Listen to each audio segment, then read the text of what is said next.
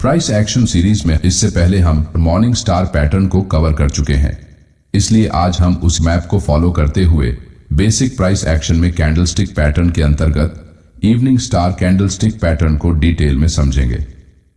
सबसे पहले evening star pattern कैसे काम करता है ये जानते हैं।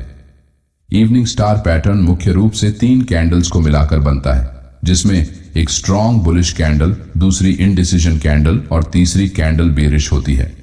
मार्केट में जब एक शॉर्ट टर्म अप ट्रेंड चल रहा होता है और प्राइस अपने नियरेस्ट रेजिस्टेंस लेवल के पास होती है, तो बायर्स इस रेजिस्टेंस लेवल को ब्रेक करने की कोशिश करने के लिए प्राइस को ऊपर की तरफ पुश करते हुए एक स्ट्रॉन्ग ग्रीन बुलिश कैंडल को रेजिस्टेंस एरिया के पास क्लोज करते हैं। अगले कैंडल की ओपनिंग इस कैंडल के क्लोजिंग के ऊपर होती है और प्राइस फिर से अपना ट्रेंड कंटिन्यू करने लगती है। लेकिन मार्केट में जो बायर्स लोअर लेवल्स पर बाय करके बैठे हैं, उन्हें प्राइस के इस बुलिश मूव के कारण ऑलरेडी कुछ न कुछ प्रॉफिट हो चुका है और वो अपने प्रॉफिट को गंवाना नहीं चाहते। इसलिए प्राइस जैसे ही रेजिस्टेंस लेवल के पास आती है, ये सभी बायर्स अपनी पोजीशन से धीरे धीरे एग्जिट करना स्टार्ट करते हैं, जिससे प्राइस रेजिस्टेंस एरिया के ज्यादा ऊपर नहीं जाती है। साथ ही इसी एरिया के पास सेलर्स मार्केट में रेजिस्टेंस को देखकर हायर लेवल से अपनी सेलिंग पोजीशन बनाते हैं, जिससे चार्ट पर एक इंडिसीजन कैंडल बनती है। जब भी मार्केट में किसी पॉइंट पर सेलर्स और बायर्स दोनों अपनी एंट्री को लेकर कंफ्यूजन में होते हैं और कोई भी स्ट्रॉन्ग डिसीजन लेने में डरते हैं, या फिर दोनों की स्ट्रेंथ एक जैसी होती है, तो चार्ट पर इस तरह की इंडिसीजन कैंडल बनती है। जब भी आप चार्ट पर इस तरह की कैंडल को देखें, तो ये बात आपके समझ में आनी चाहिए।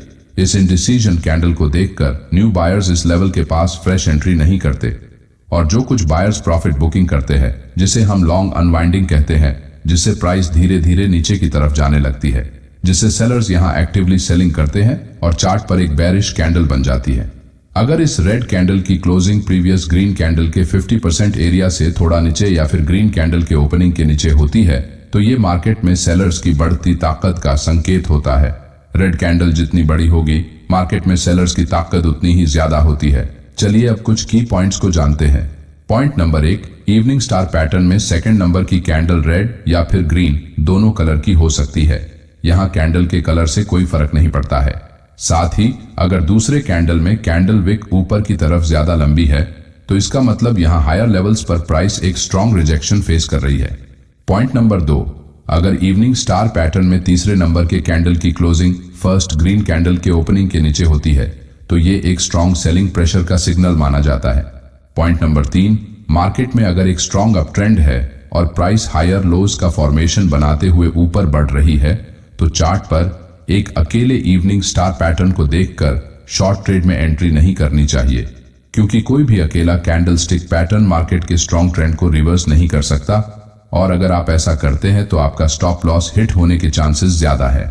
द ट्रेड टाइटंस इस यूट्यूब चैनल और इंस्टाग्राम अकाउंट के अलावा हमारा कोई भी टेलीग्राम चैनल नहीं है। अगर आपको हमारा ये वीडियो अच्छा लगा तो वीडियो को लाइक और चैनल को सब्सक्राइब जरूर करें।